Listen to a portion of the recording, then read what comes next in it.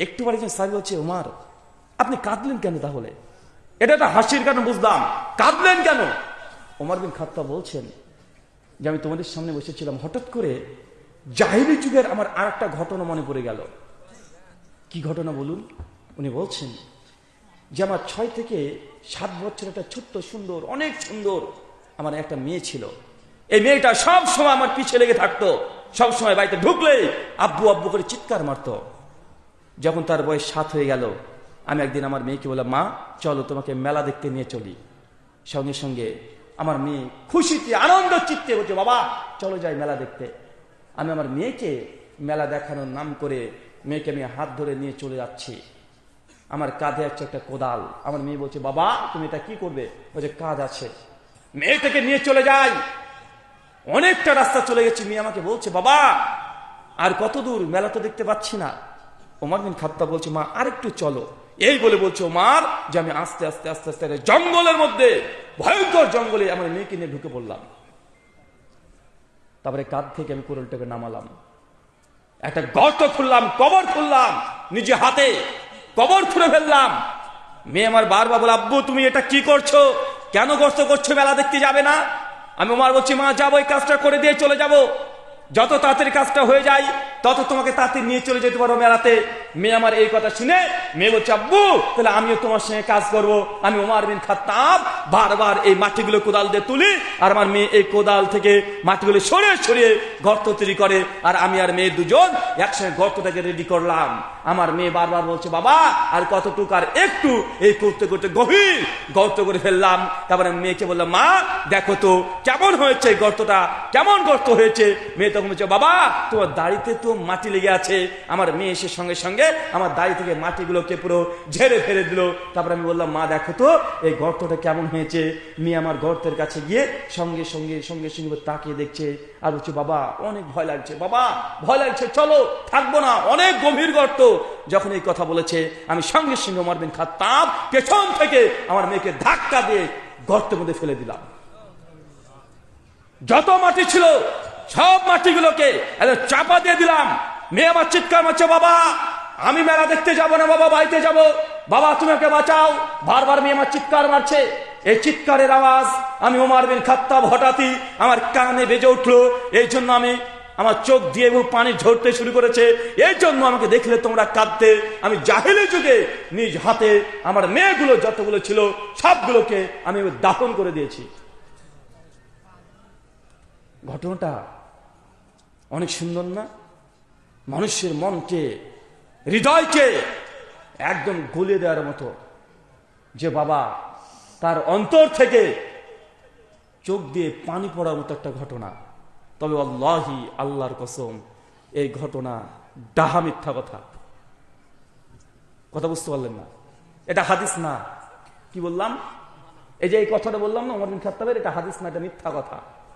এটা বক্তারা তৈরি করেছে আপনাকে কাঁদানোর জন্য। কি বললাম?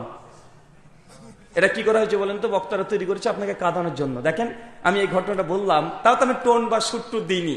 এই এক সুর দিয়ে বাঙালিকে মন মাতিয়ে একদম আপনার কে কাদর কাঁদে, মানে কাঁদিয়ে তা দিয়ে মানুষ মনে করছে এগুলো কোরআন, এগুলো হাদিস। এটা কোরআনও না, এটা হাদিসও না।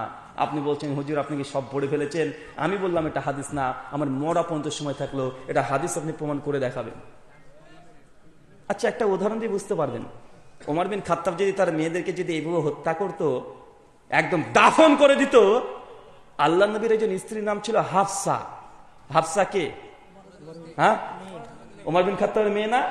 তো ওমর বিন খাত্তাবের মেয়ে যদি আল্লাহর সঙ্গে বিয়ে দিয়ে দেয়, তো ওমর বিন খাত্তাব যদি তার মেয়েকে যদি জিন্দা দাফন করে দেয়, তো আল্লাহ নবীর স্ত্রী হলো কিভাবে হাফসা?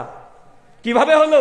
ওমর বিন খাত্তাব কখনো তার জাহেলি যুগেও নিজের মেয়েকে এইভাবে কবরে মাটি চাপা দিয়ে হত্যা করে নাই। এটা মিথ্যা কথা।